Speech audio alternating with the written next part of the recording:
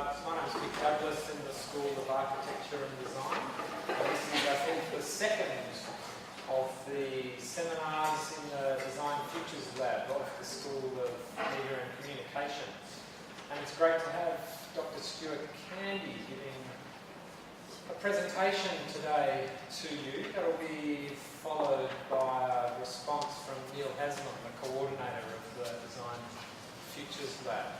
So just by way of introducing you to Stuart, he describes that he's a strategic design facilitator and transmedia producer.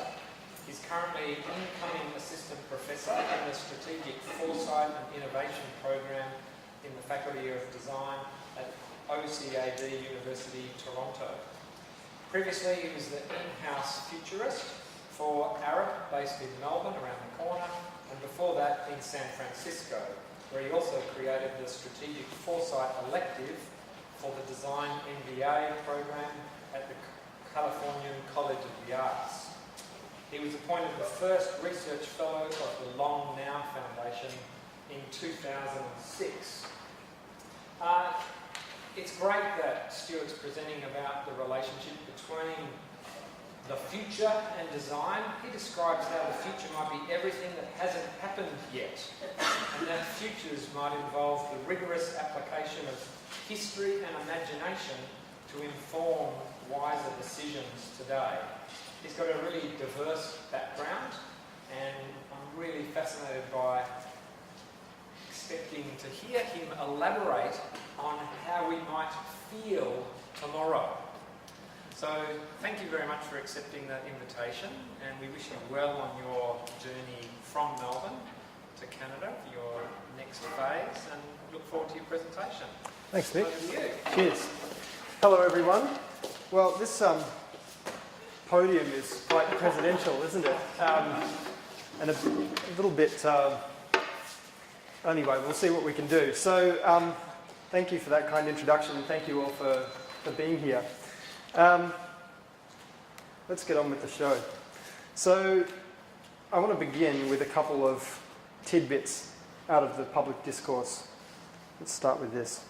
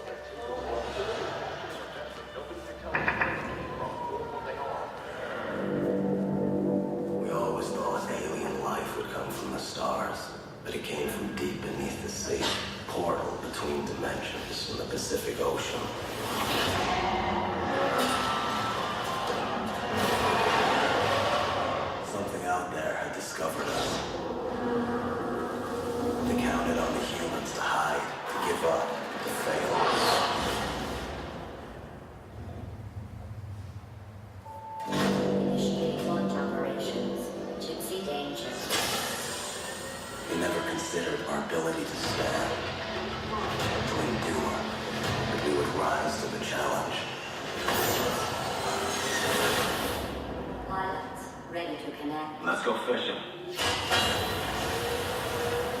Two pilots engaged in the bridge. Ready to activate the aircraft. 3, 2, 1.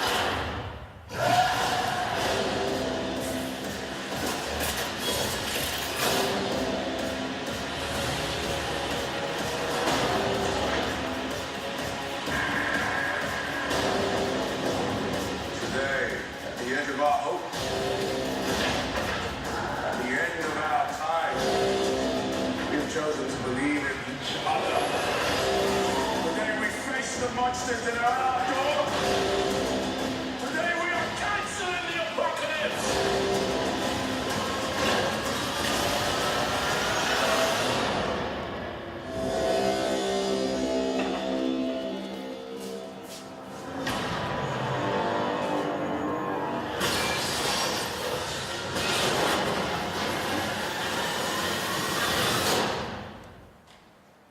Okay, part one. Now part two.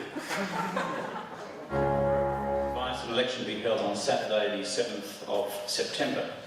The time has come for the Australian people to decide on our nation's future, because they are the ones who we in this Parliament are elected to serve.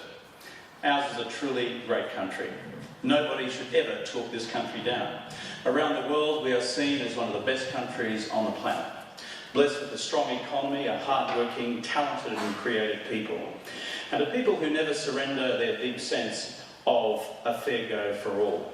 Australia is too open and positive a nation to retreat into a tight little ball of negativity.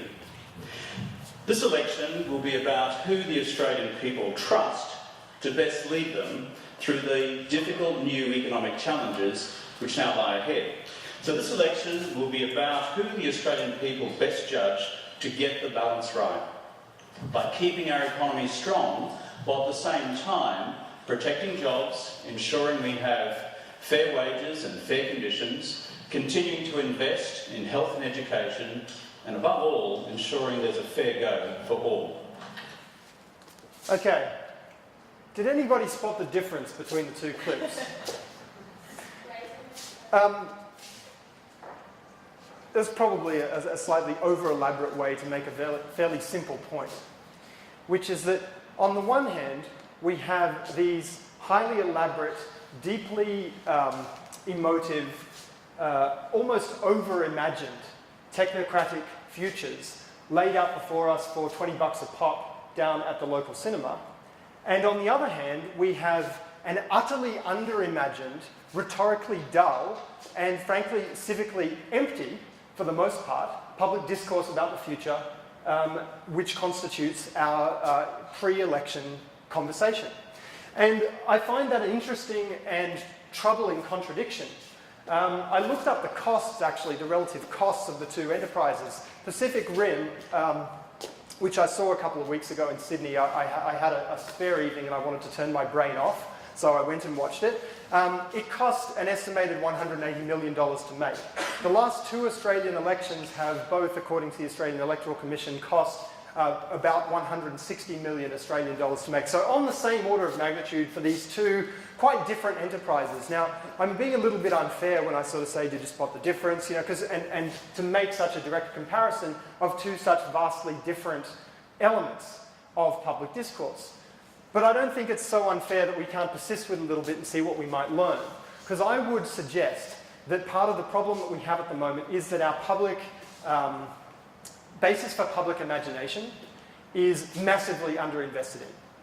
In other words, we seem to content ourselves with essentially the same rhetorical strategies that have been knocking around since the ancient Greeks, except, you know, televised now, where we could, in fact, be making choices about the fate of our community, of our country, and indeed of our world, by thinking systematically and rigorously and feeling systematically and rigorously into those alternatives by portraying them for ourselves in something more akin, or perhaps not in content, but certainly in approach, to the first clip you saw rather than the second one.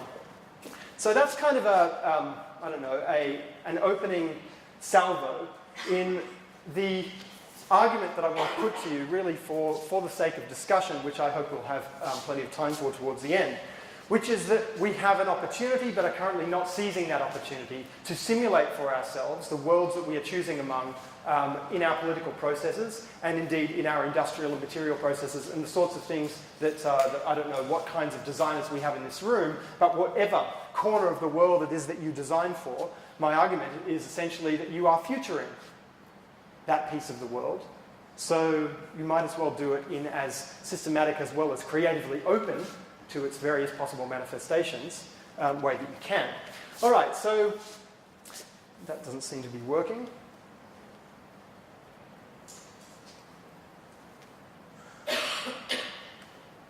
Sorry, the obligatory technical difficulties here. The slideshow is not advancing when I click advance.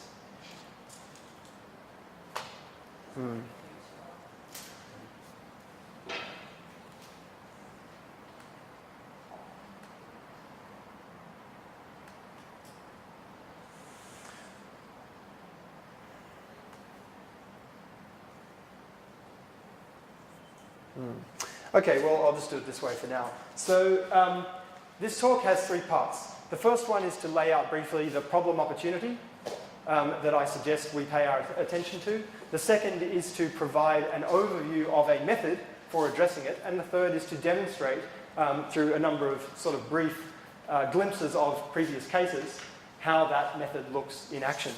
So to the problem opportunity. Now that's a term that I'm borrowing from the late economist and futurist Robert Theobald, who I think would be a favourite of the social entrepreneur crowd if they knew of his work. Very interesting, very progressive, post-conservative economist, post-neoconservative economist, before we even heard the term neoconservative. And so what is the problem opportunity that we have here? Well, the future cannot be studied because the future doesn't exist. That's Jim Data's first law of the future. Actually, look, give me a second. I'm going to fix this up because there are a few slides that I have taken out of the show here, and they're going to pop up and continually annoy us until we figure out the technical issue. So let me just, yeah, Layla? Print it to PDF really quickly. To PDF? And then use PDF. Just go to control print PDF. Does that then print only the selected slides? Because I have a kind of, yeah, all right, great.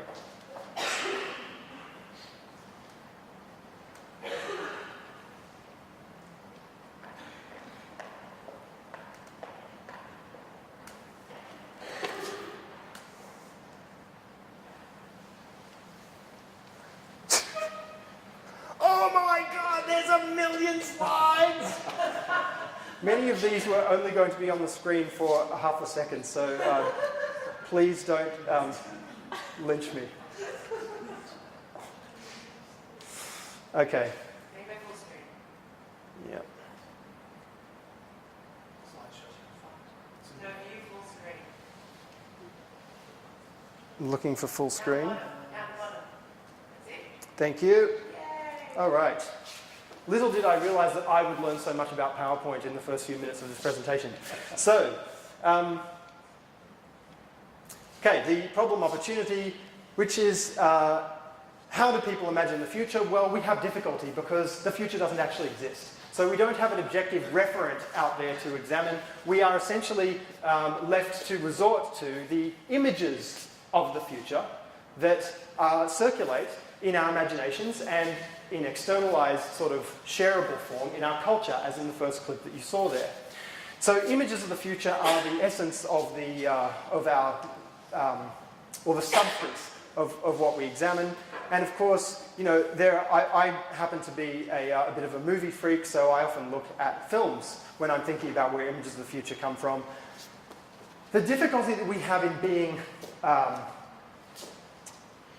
systematic about this process is that, of course, the further out in time you try to look, the more futures there are to try to make an inventory of.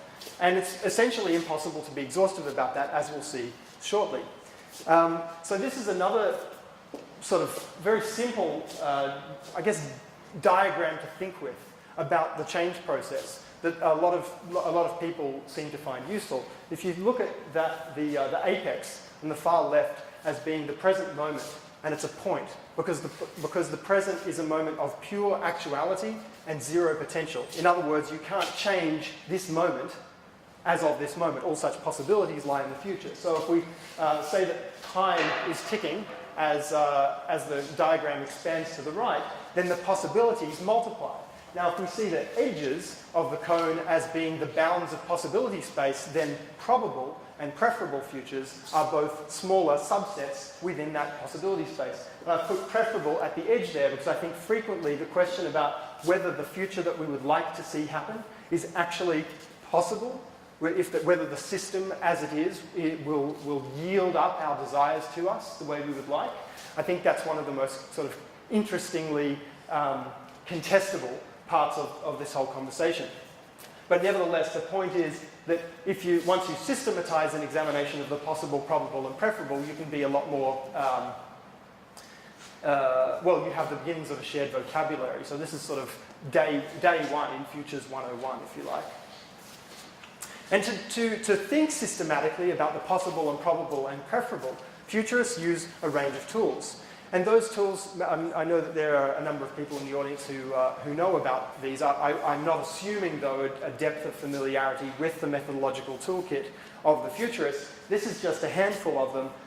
But the way that those tools look, or more to the point, work in practice is I think, demonstrably not up to the task, to the cultural task that I hinted at the beginning of what I said. So these traditional tools, I suggest, are not quite enough.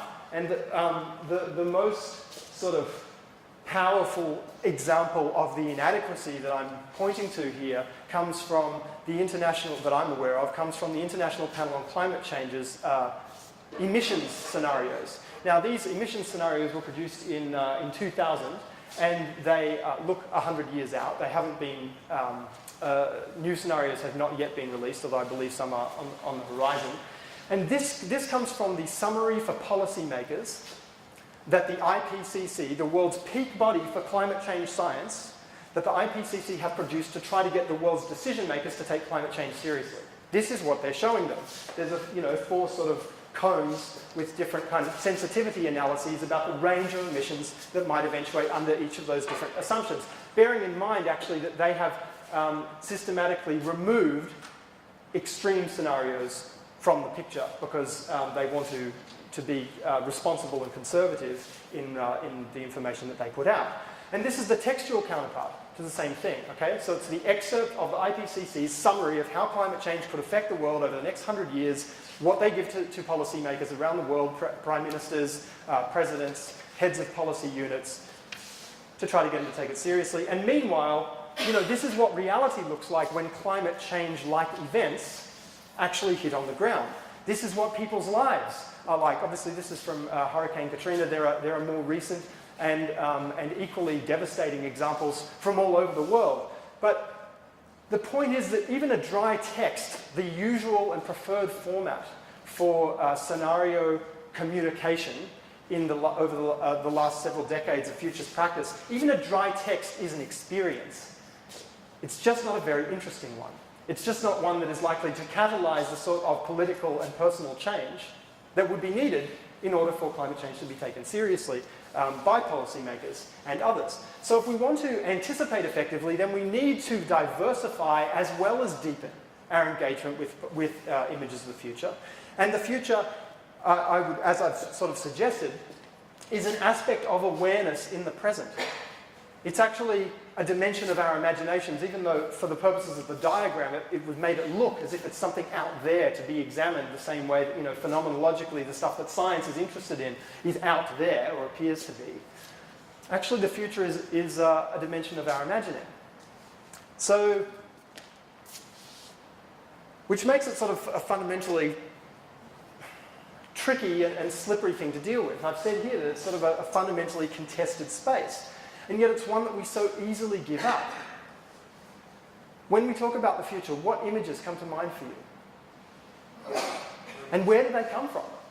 I mean, who is speaking through you when you imagine the future? Where are those thoughts coming from? Are you developing them ex nihilo on the spot? Or is this somehow this seemingly empty space already populated with a whole lot of ideas that we don't even realize are influencing the decisions that we're making today? That, in a sense, is the sort of the fundamental point of departure for foresight as or the sort of fundamental point of departure for the philosophical reason to do foresight. But the materials that we use to scaffold our collective imagination, as I've suggested, are actually much richer than what we tend to resort to. And so we have in our grasp the possibility of imagining more deeply than we ever have before. But serious discussion about the future, as I've suggested in relation to the election, as I've suggested in relation to climate change, does not tend to exhibit that type of imaginative purchase. And so we find ourselves strangely stuck when it comes to serious conversation about the future, as opposed to the way we entertain ourselves on an idle Friday night. So what's the ideal then? Well, the ideal, look, there's probably more than one ideal, but one that I think is interesting to imagine is, let's invoke a time-honoured trope of science fiction. I'm sure many here will be taking the hint.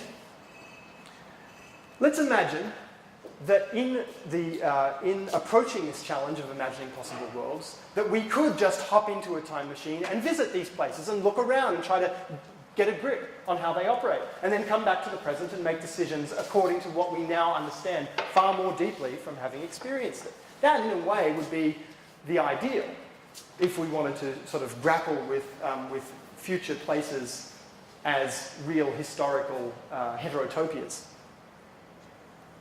We just, visit the various points in the diagram, flesh them out as actual experiences, and then come back home and make better decisions, presumably.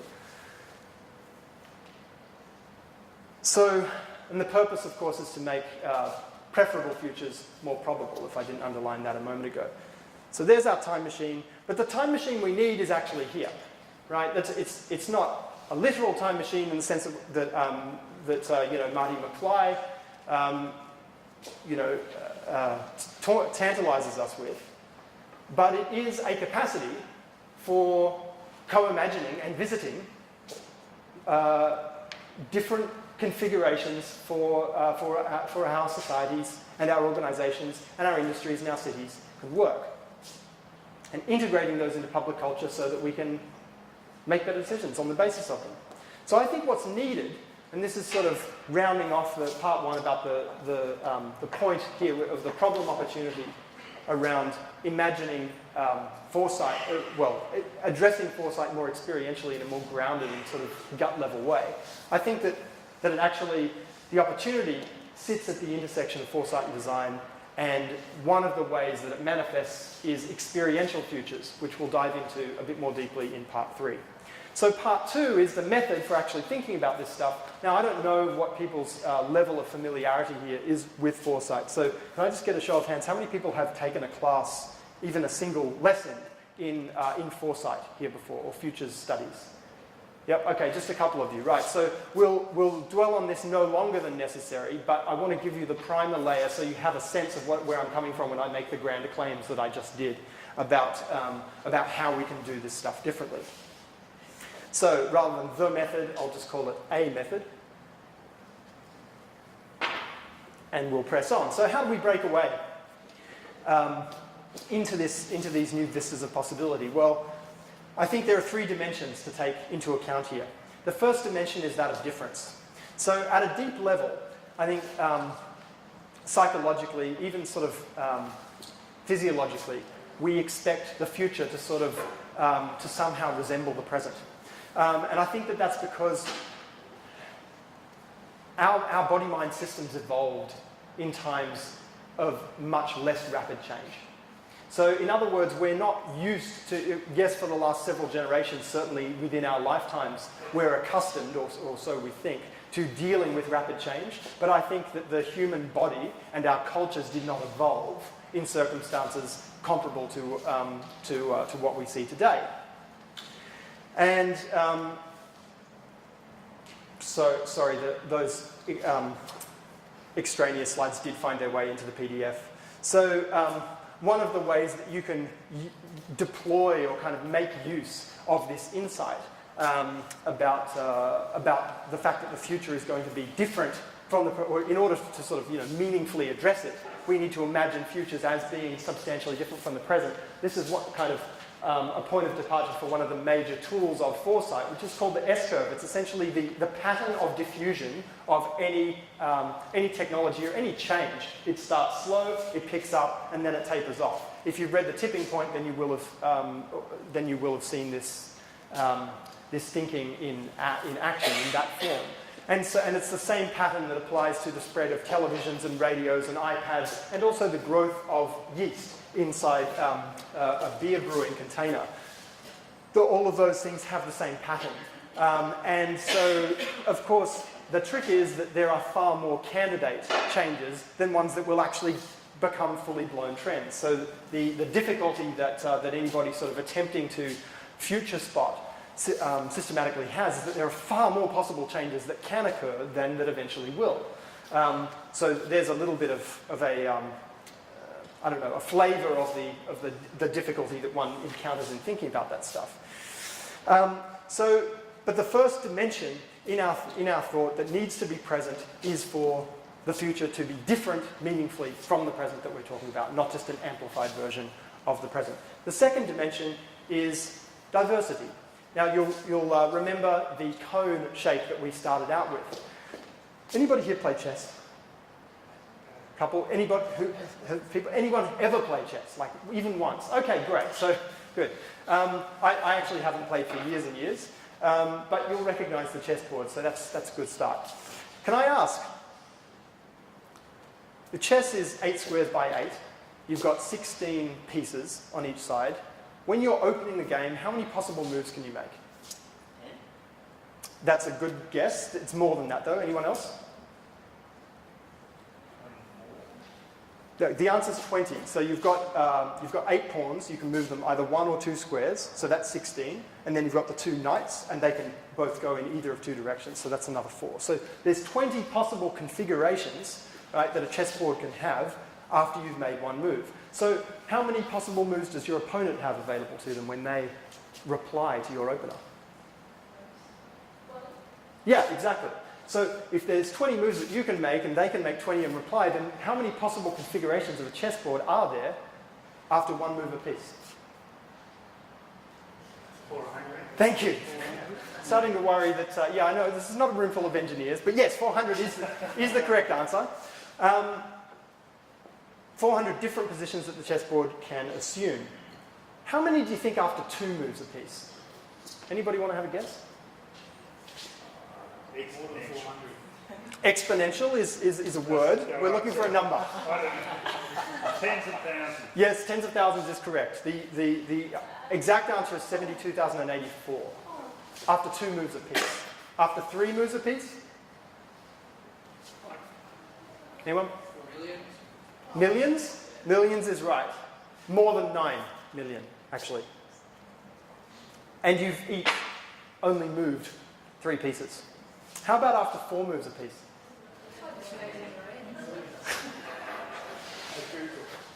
A Google. Yes, Googling it is probably the best answer. 288 billion plus. So the reason I mention that is because obviously, or perhaps it's not obvious, I'll spell it out. Chessboards are 8 squares by 8. There's 16 apiece. I mean, it's a mathematically confined play space. And yet after 4 moves apiece, there's more than 288 billion distinct configurations that a chessboard can assume. So what do you think our chances are of trying to exhaustively inventory the various ways the world can change when you're dealing not with 8 squares by 8, but hyperdimensional difference? When all of us are actors, moving in the historical space simultaneously.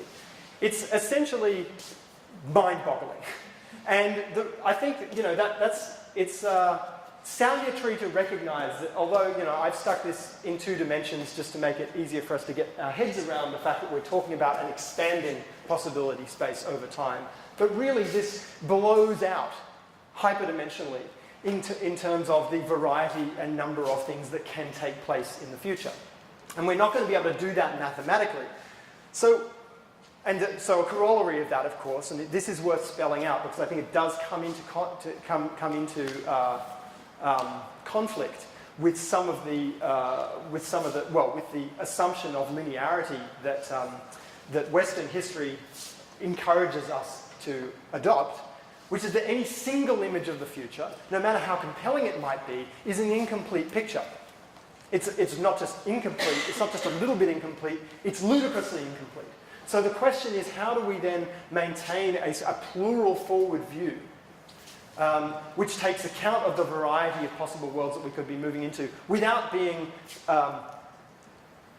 distracted by the billions of tiny differences which don't essentially make a difference when it comes to choosing what kind of world you want to move into?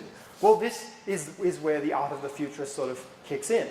So we need to look at a cross-section of those possible worlds.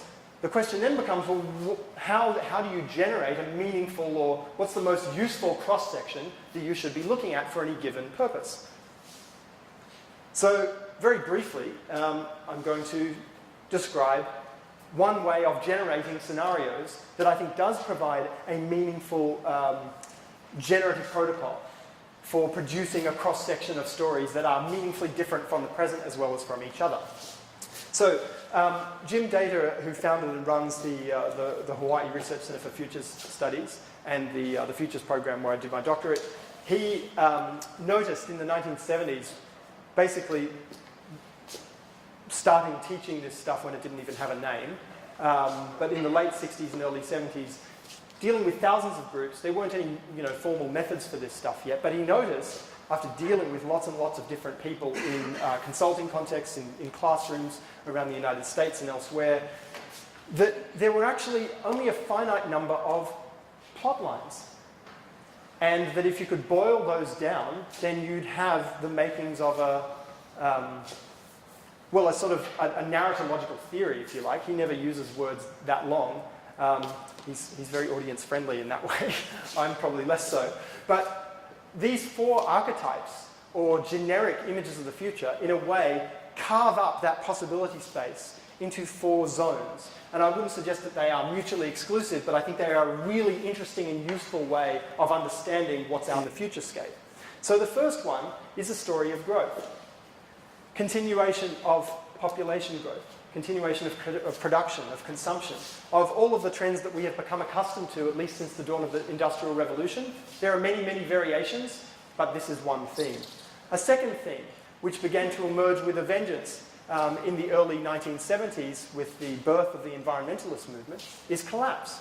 Because, of course, the recognition that you can't have infinite or indefinite growth within the bounds of a finite system means that at a certain point, there are other things that can happen. And the ways in which those kinds of stories manifest in the futurescape are stuff like Mad Max. Minority Report was the one I showed for growth. The third one, and this sort of really reflects the fact that for those who see that growth indefinitely is not possible and collapse is not preferable, is discipline. Now, discipline has a couple of different flavors. One is the bottom-up kind of intentional community type of discipline of a great many utopian communes and kibbutzim. Another is the top-down type of discipline, which we see in films like Gattaca or in classic books like 1984. And then the fourth class of scenario, or generic image of the future, is transformation. And that may have a spiritual flavour to it. For instance, the Book of Revelation, with its imagining of a second coming, could be arguably a spiritual transformation account of the future of the human species. Or it could be a technological one. And actually, it's quite difficult to tell the two apart sometimes. I'm not sure how familiar this audience is with the work of someone like Ray Kurzweil, who's an outspoken advocate for the notion that machine intelligence and human intelligence are scheduled to converge somewhere in the 2030s or 2040s. Whatever you make of that story, it is worth noting that it as an element of the futurescape that makes up, that sort of fills in the picture. So these are the four kind of generic images of the future, and you can, as I've said, they're not mutually exclusive. You can characterize let's say a film like RoboCop would be elements of continued growth, certainly elements of collapse and social decay, and transformation in the sense of the machine intelligence and its ability to interface to human. But as a basic outline of ways of characterizing that wickedly messy possibility space that we were looking at a moment ago, I think it's a pretty good first pass. So these are four fundamentally different types of story, and they can be used not just to classify scenarios, but also to generate them.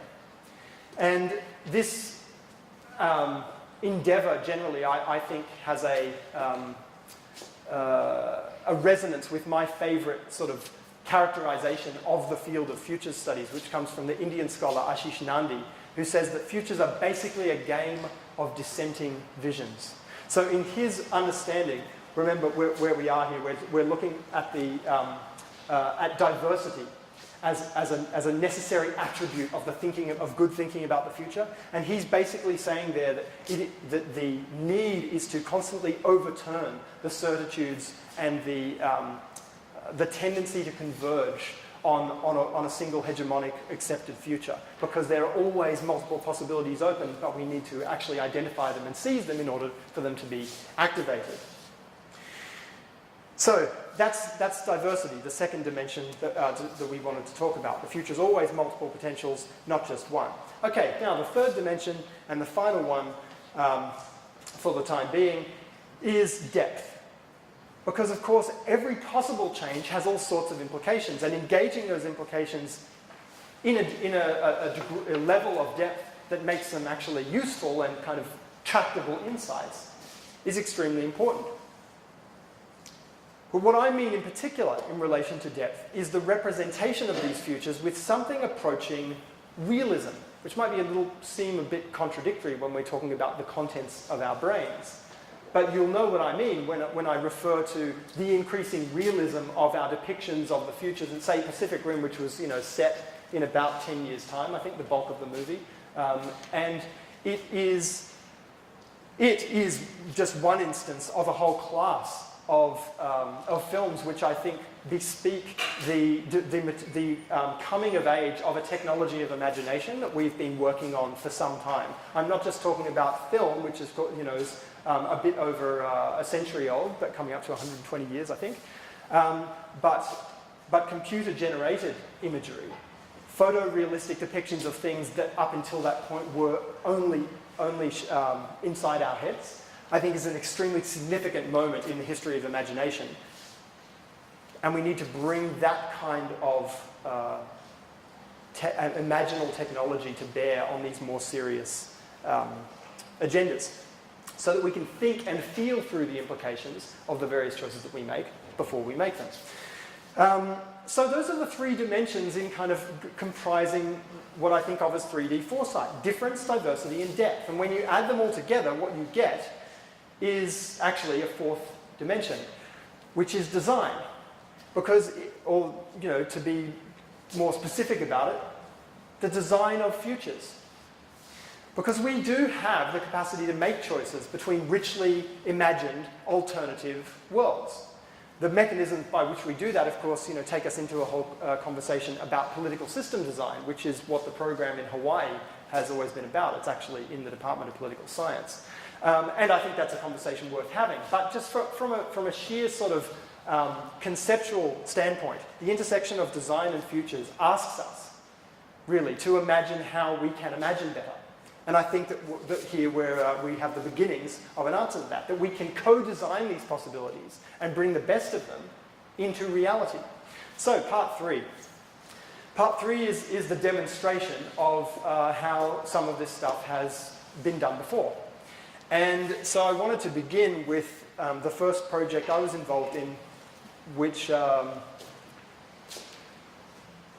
instantiated what I'm now calling experiential futures. But at the time, we were just trying to solve a communicative problem, which was, how do we get the people of Hawaii to think seriously about the year 2050 when they've got plenty of problems cut out for them in the present? And the state of Hawaii hired us at the Hawaii Research Center for Future Studies to help make that possible. We did 4... Do I dare try to do another video?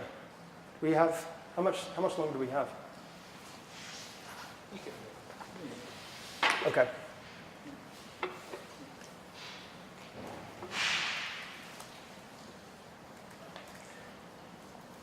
They were embedded in the PowerPoint, but since that's clearly not going to work, I'll just quickly run you through these 4 scenarios, and then we'll view one. So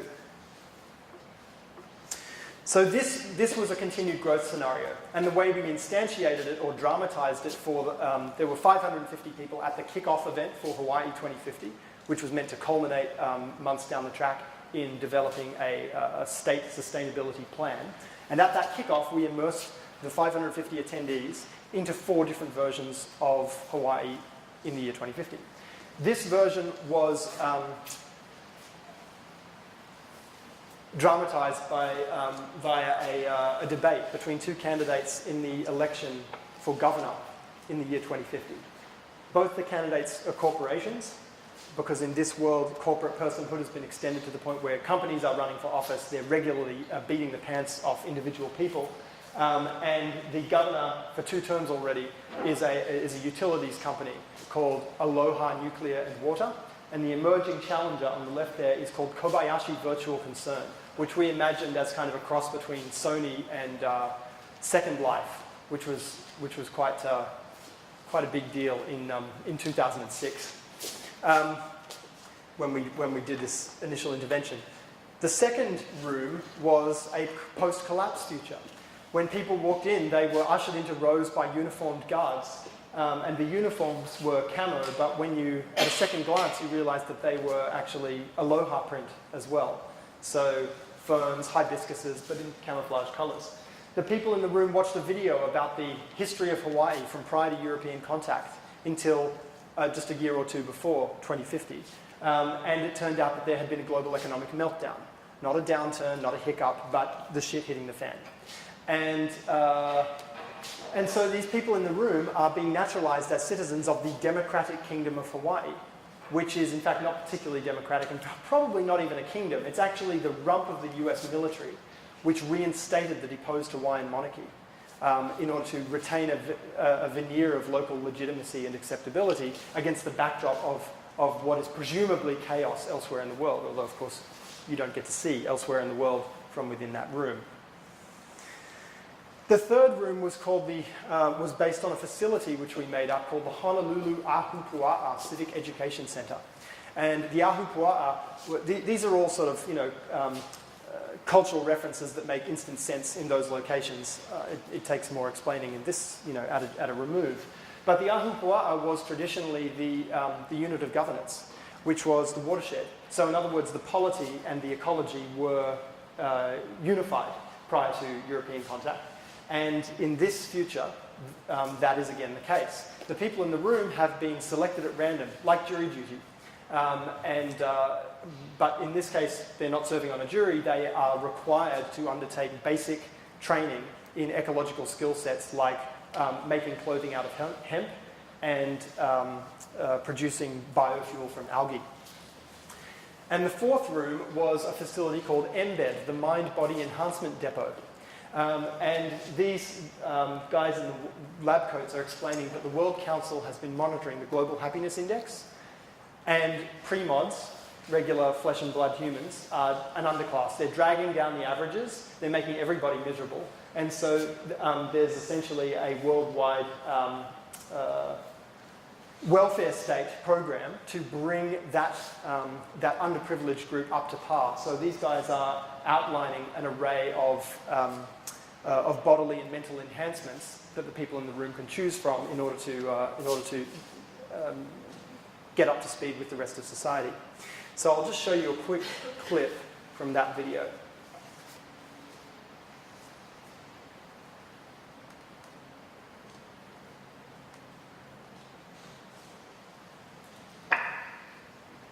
I'd like to take this opportunity to welcome all of you to the Pacific Islands branch of MBED, Mind, Body, Enhancement. Now, I'm sure you're all familiar with the range of modifications that we offer here in MBED. Chief Engineer, Greetings, everyone. I'm Toyama, the Chief Engineer here at MBED Pacific. Now, I absolutely guarantee that there is no physical pain associated with any of these procedures. It's like we always say here at MBED, all gain, no pain.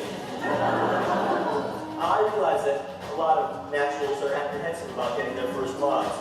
I know because I used to feel exactly the same way. Like about everyone born before 2018 or so, I used to be a natural, pre-mod. No gene therapy, no implants, no nano cleaners, zip. naturals oftentimes are suffering. I guess it's, all those nerve endings and raw flesh. Ouch! And so, substantial subsidies have been arranged to pay for your modification. So whatever mods you want, they're on the house. I became a huge advocate of ProMinder as as soon as it came on the market. From being a total skeptic, I became a very big supporter of the whole range of transhuman advancements. Now, after the initial installation procedure, the headset will enable the learner to instantly download programs and approximately 300 skill sets, from 5-stick juggling to taiko drumming. Almost nothing is out of reach.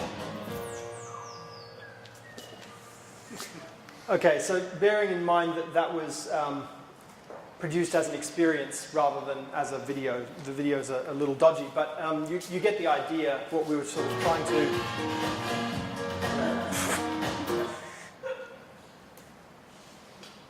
All right.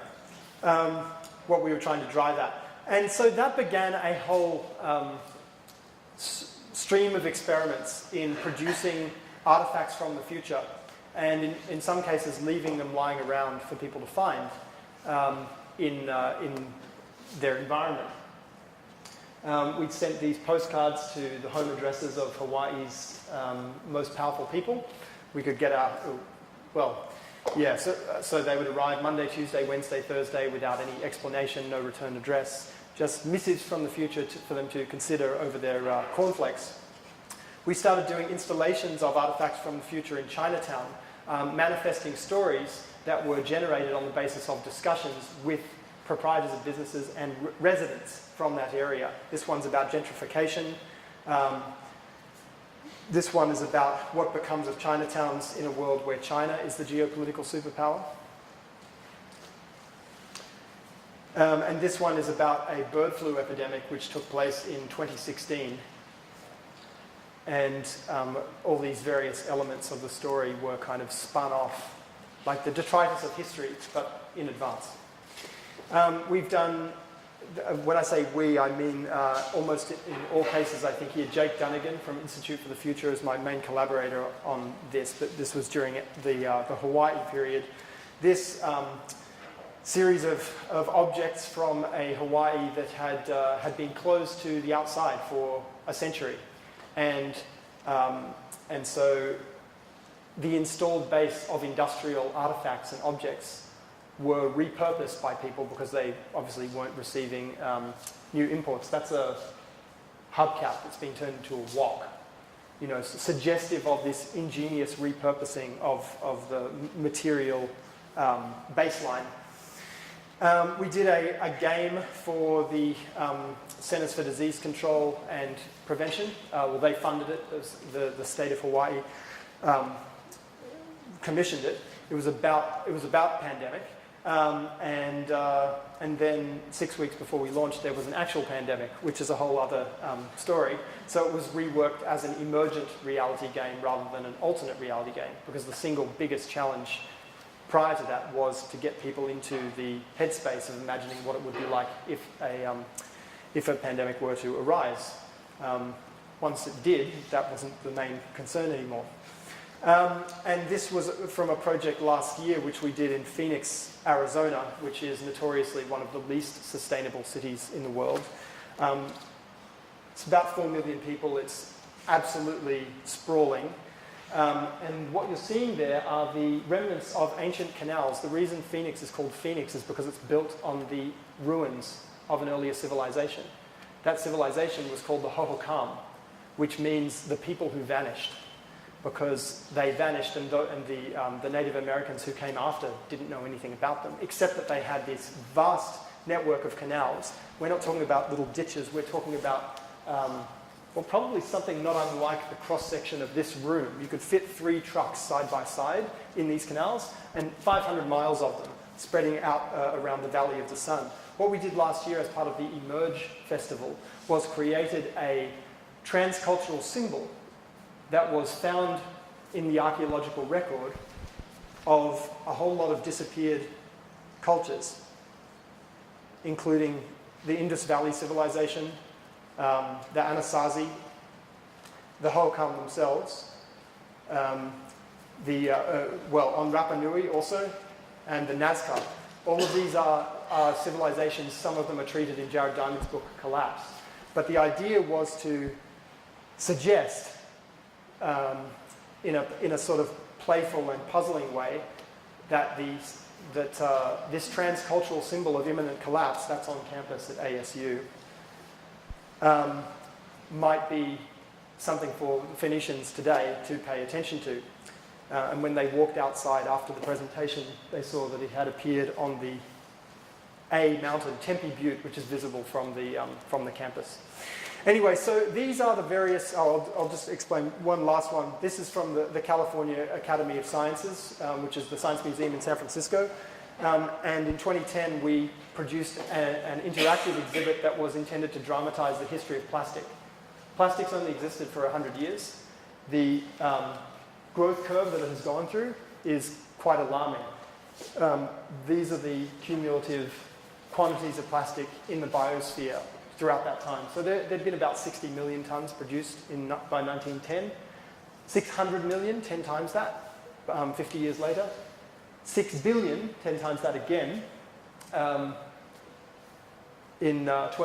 50 years later. And then 20 years after that, or 2030, twice as much again as, or more than that amount again, so doubling the amount of plastic. That's other things being equal. Of course, other things are unlikely to be equal because plastic is made from oil. So that complicates things a little. But the way we dramatized it was at the 100th birthday celebrations of Jacques Cousteau at the Cal Academy of Sciences. We had these 4 water coolers, glass and porcelain. Very hard to find, it turns out, water coolers made of glass and porcelain rather than plastic. And filled them with plastic indexed to those amounts that you just saw. And then people had the opportunity to drink from those water coolers. And unsurprisingly, anything after about 1910 wasn't very appetizing at all. This is Jacques Cousteau's grandson Fabien, who did actually brave, I think, the 1960 water. My favorite example, and I'll close with this, is not, I usually speak about the work I've done because I can answer questions about it and know it best. But this, I think, is the clinching example, the sort of the killer, if you like, that proves the point, as far as I'm concerned, about the validity and usefulness and potency of experiential futures in a serious political setting. January 2011, Tunisia ousted its dictator, Ben Ali. I don't know how many of you followed the Arab Spring news in detail, but immediately after that, basically the whole country was on strike. And the economy began tanking because the revolutionaries hadn't necessarily expected to succeed, and they didn't have a detailed plan in place for what to do next, understandably. A month later, on the 16th of February 2011, radio, television, and newspapers, for one day, not all of them, but I think it was 5 or 6 participating media brands, reported from the 16th of June 2014. They pretended that it was 3 years and 3 months into the future. And in that future, Tunisia was welcoming record numbers of visitors. It was, enjoying a new period of prosperity involving, opening of shopping malls. Whether you consider this to be a positive future or not is slightly beside the point. Because the point is that by the end of that day, it was the #1 hashtag on France. Actually, it was on Twitter in France. That's not the point. That's indicative of the fact that it changed the national conversation. And within short order, Tunisia was back at work and was building its way towards an alternative future from the one that they were facing in the immediate aftermath of the revolution. Now this, I think, is a really potent and really interesting instance. This is just a screenshot of the guy. I guess my time must be up. Of a guy reading that newspaper. The point of all this is that we have this opportunity, I think, as a culture, to put our imaginations to work on things that matter. And I mean, I love movies as much as anybody. I enjoy the fantastical exercise of imagination, and I think that stuff is, it's wonderful. It's one of the things that makes life great. But I think there is, we're also in the process of making our history, and we're not doing it well. We're not doing it smartly. We're not, as you saw from the clip, when the election was announced, and I'm not sort of declaring a particular affiliation for or against any of the any of the parties or individuals running. I just think that when you look at the capacities that we have for imagining our way into alternatives, and then you look at the way that we do that when the chips are down on stuff like climate change, they completely go past each other. So the reason for the title of this talk, Be the Change You Can and Simulate the Rest, is of course to invoke the timeless advice of Mahatma Gandhi, but then to take it further and say, well, it's not always possible to live immediately into the further future that you would like to.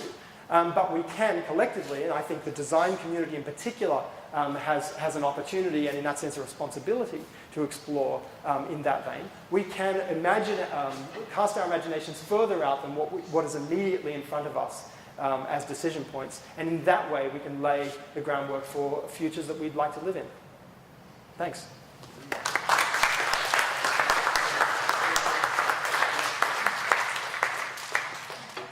Great, thanks so much, Stuart. It's fantastic. And I'll just be really quick, just say a few words which might hopefully bring forth a range of questions. I'm sure that you've got some questions for us, Stuart. But great hearing you talk, and I guess what it brings to my mind is this sense of almost that you're describing this design process, this sense of experiential futures, that we're bringing the future to the present. Seems to me to have such a strong connection to the practice of design, and when we reach out in a really traditional design practice and we're working with a client and we reach out a little bit into the future and bring it up and pop it up and say, here's something, here's something, here's something, and is it working, is it not? And that's the sort of process that I've kind of looked into in my work. But I think when we see these big, rooms full of people in Hawaii, that's what I see you doing, and I think it's fantastic. I thought it was very interesting the way you talked about, you started out with fear and this idea of a fearful future, and how we're quite, in a way, titillated or excited by the idea of robots crushing us.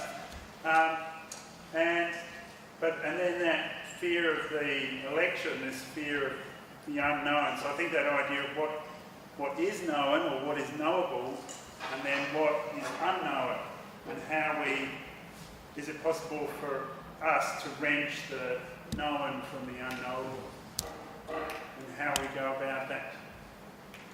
And I was going to sort of talk about this a bit, but I won't, because I think we're kind of running out of time, and I want to bring forth some questions. But one thing I will say about that unknowing and knowing is, in that term design futures, I wonder whether there's a paradox there between the future as the unknown and design when we see it almost as a word that talks to planning, and that I am planning what something is going to be. I am knowing. And that almost paradox between design,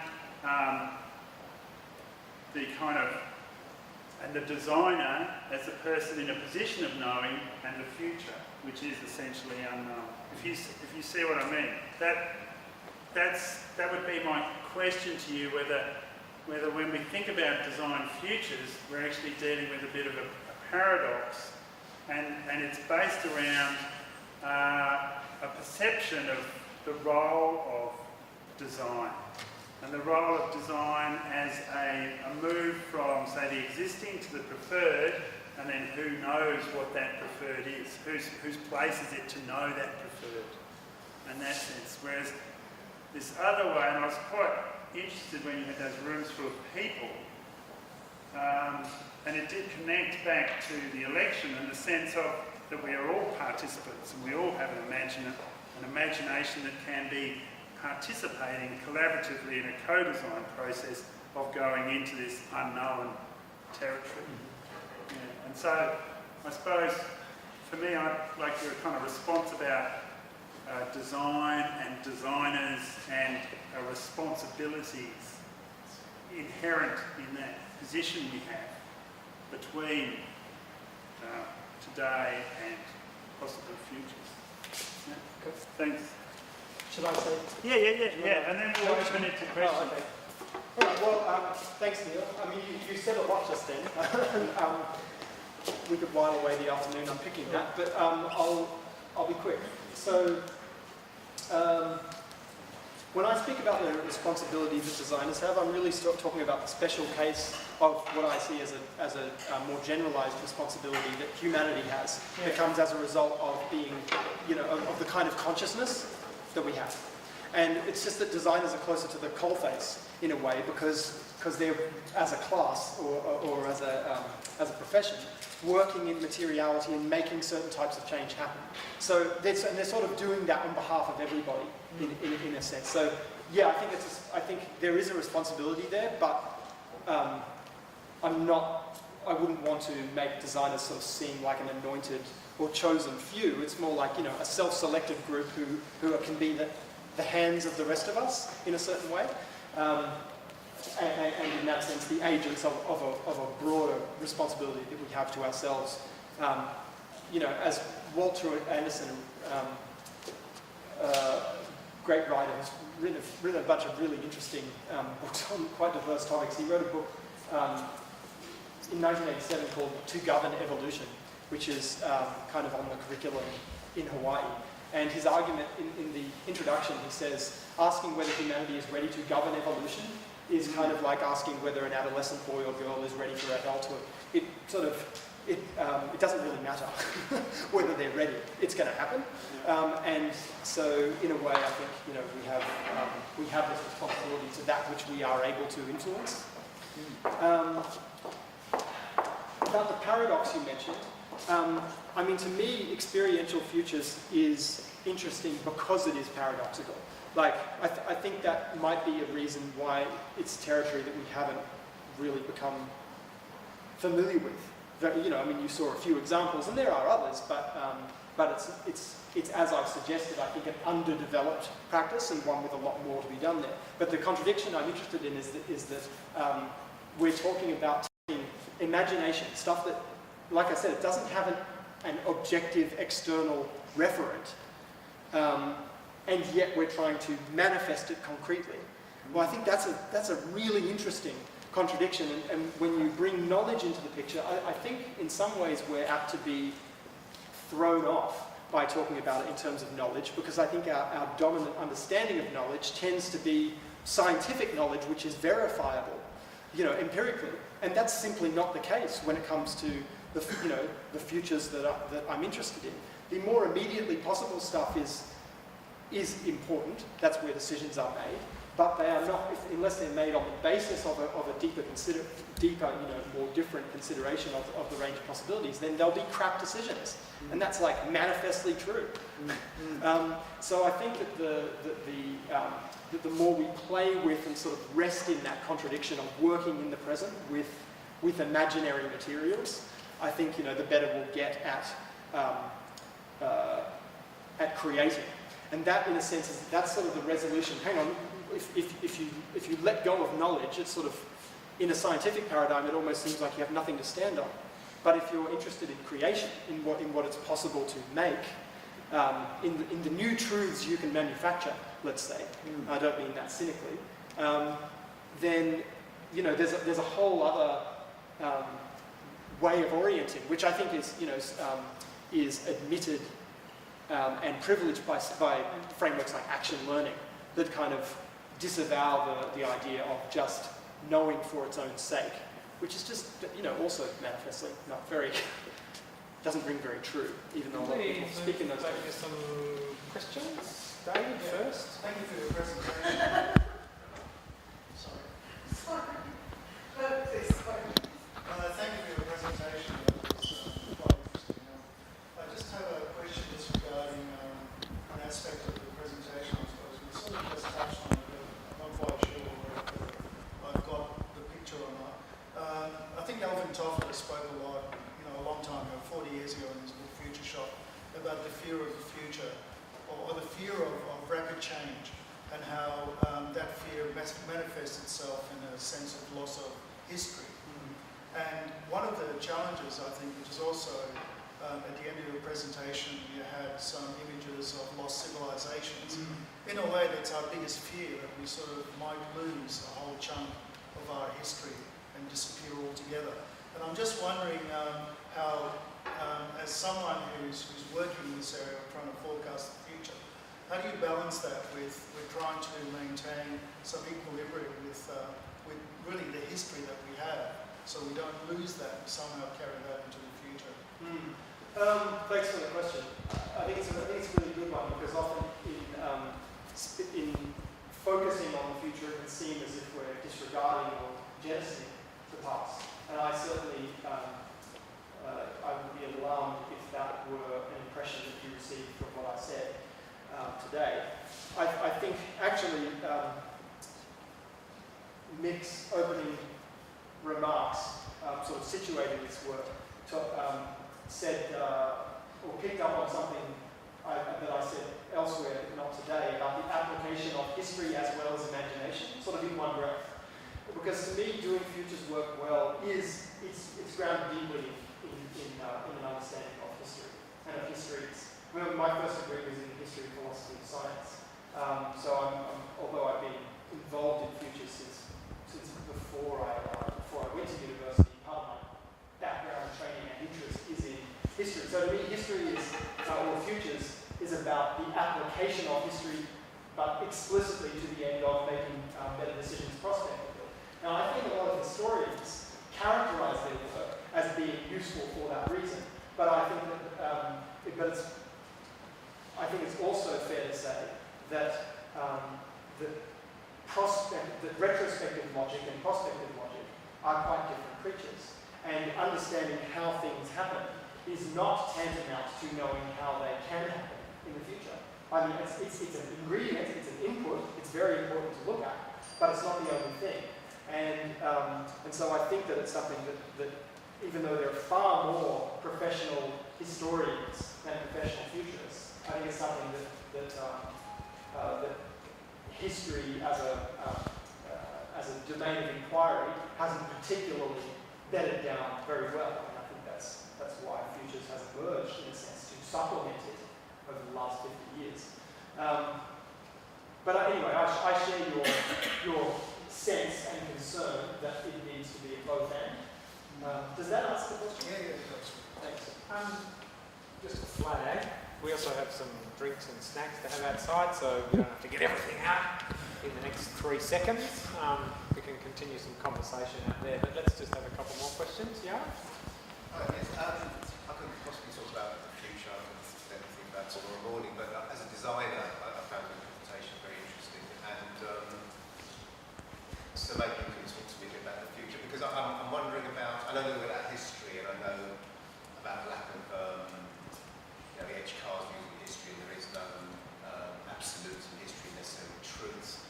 And when I'm thinking about the application of design and constructs to the design community which you refer to, and you mentioned we, and also I'm saying to people around heavily because it's a presentation, but I'm wondering how, as designers, whether in community or whether individuals working in our practices, whatever the practices are, I see a lot of what your interpretation of design as almost an activist role, as an intervention.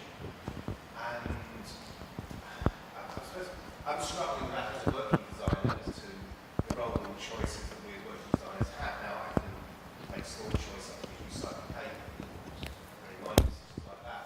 But most of what I do and my colleagues do is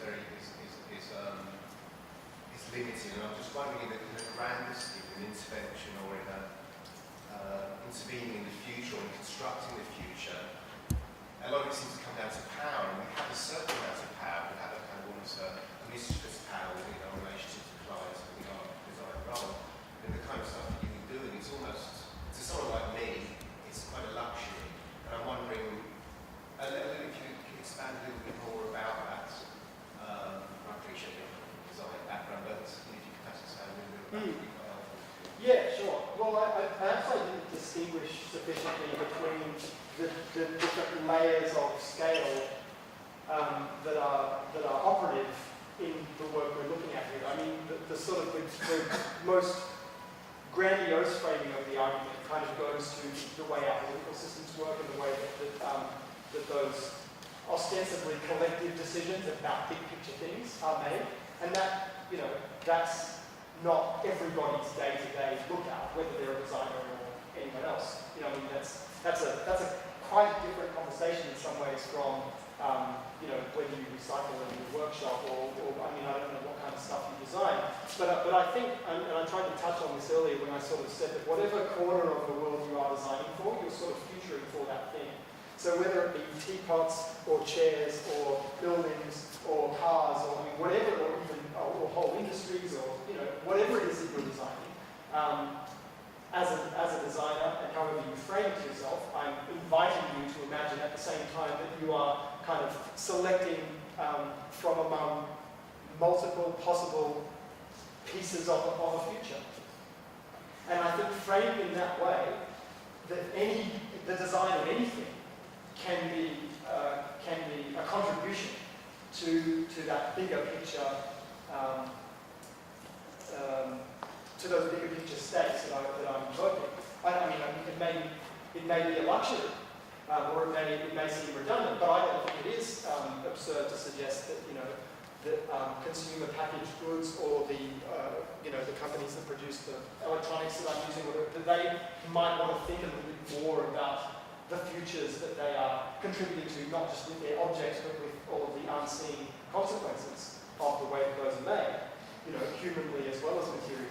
And I mean, I have to say that one of the voices that interested me in design discourse years before I did my doctorate at the intersection of foresight design was Bill McDonough, the architect who co-wrote Cradle to Cradle and sort of popularized, with others, but has popularized for a design community the idea that we need to change our relationship to materiality. And that a change on that scale belongs to everybody, and is contributed to or not in whatever ways by everybody.